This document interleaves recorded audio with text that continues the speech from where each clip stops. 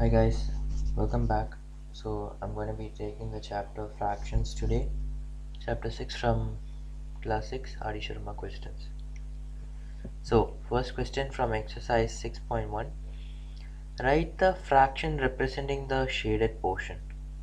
So in this question we have to write the fraction representing the shaded portion of the uh, regions. So what basically you have to do is, we can see many figures over here, many questions over here, about 9 questions I've got over here. Which is basically the same. So I'll explain to you how each one of the questions are done. Okay. So basically in the first figure you can see that there are 3 portions in this, and you have to write the fraction representing the shaded portion.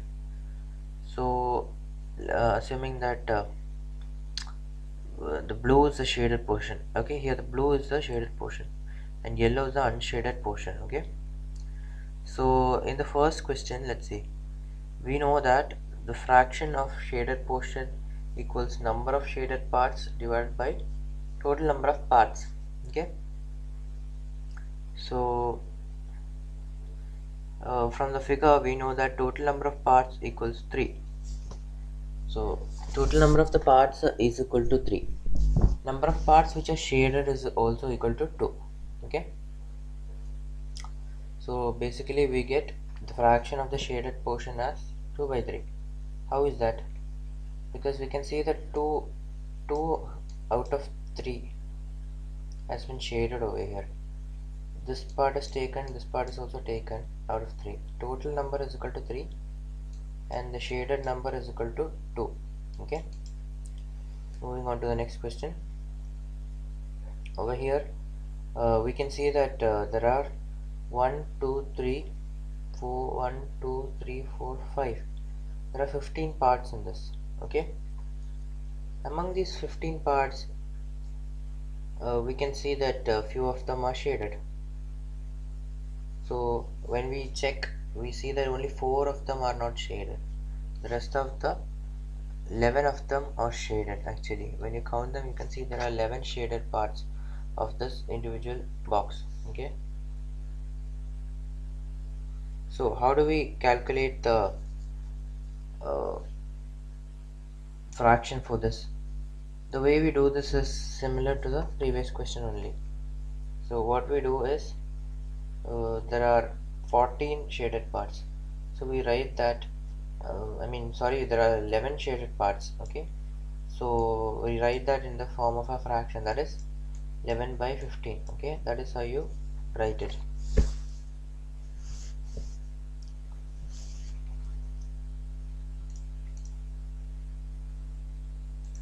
Okay, so now let's look at the next question. We have 1, 2, 3, 4, 5, 6, 7, 8, 9. 9 squares, but out of all the 9 squares, none of it is blue. Okay, so that implies that none of the boxes are shaded, and hence, since none of the boxes are shaded, we know that it's 0 out of the total, that is 0 out of 9. Okay, so in this case, since it is 0 out of 9, we can do the following. We have to write it as 0 by 9. Okay,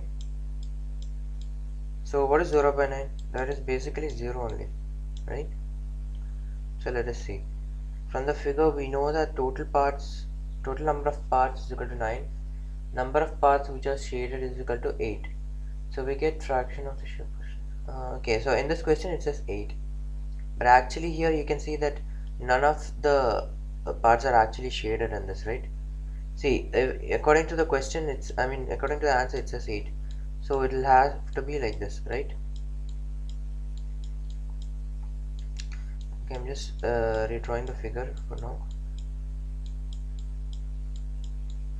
Okay, so if it were like this, then it's 8. Okay, imagine this were the shaded parts, then in that case it would be 8 by 9, right? Yes. So what you have to remember is that in such kind of cases, the numerator will always be smaller than the denominator. Okay, fraction will be in the form of p by q, where q is greater than P, okay, and Q not equal to 0. Okay, see, Q may not always be greater than P, but in such kind of cases obviously Q is definitely greater than P, because we're finding the total number of things out of a certain number of total number of things. Okay, so according to that question, we get the fraction of the shaded portion will be equal to 8/9. Now next question, fourth one, we have 1 2 3 4 5 6 7 parts. Okay, among the 7 parts you can see that only 2 of them are shaded, so the answer definitely has to be 2/7. Okay, so from the figure we know that total number of parts is equal to 7. Number of parts which are shaded, okay, number of parts which are shaded is equal to 2. It's not 3, right? One second. So as you can see, there are only 2. Okay, so the answer is supposed to be 2. It's supposed to be 2. So we get the fraction of the shaded portion is equal to 2 divided by 7. Okay, moving on to next question. We see here 1 2 3 4 1 2 3 4 5 6 7 8 9. So there are a total of 9 parts in that. Okay, so the question is supposed to be, in this the 9 parts, among the 9 parts there will be like 4 shaded in this. There will be 4 shaded.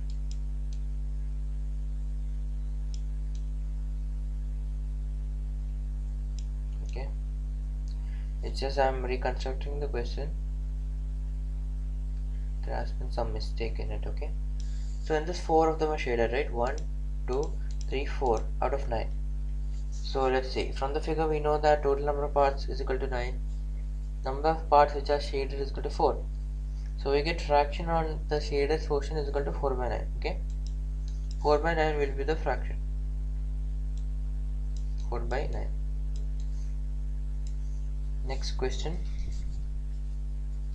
we have 1 2 3 4, out of which 2 are shaded, right? So from the figure we know that total number of parts is equal to 4. We counted, we got it as 4. Number of parts which are shaded is equal to 2. Okay, so total number of parts which are actually shaded among those 4, we counted it has to be 2. Okay, so we get the total fraction as 2/4, that is simplified to become 1/2. Okay, next question. Here we can see there are only 2 parts basically, so it will be 1/2. The answer is supposed to be 1/2.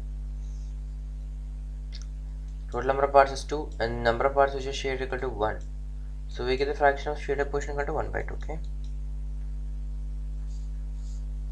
next question, 1 2 3 4 5. We have 5 segments, quarters, 5 quadrants of the circle. Okay, so among those 5, only 1 has been shaded in that, so the answer will be 1/5. So total number of parts equal to 5, number of parts which are shaded equal to 1, so the answer is 1/5.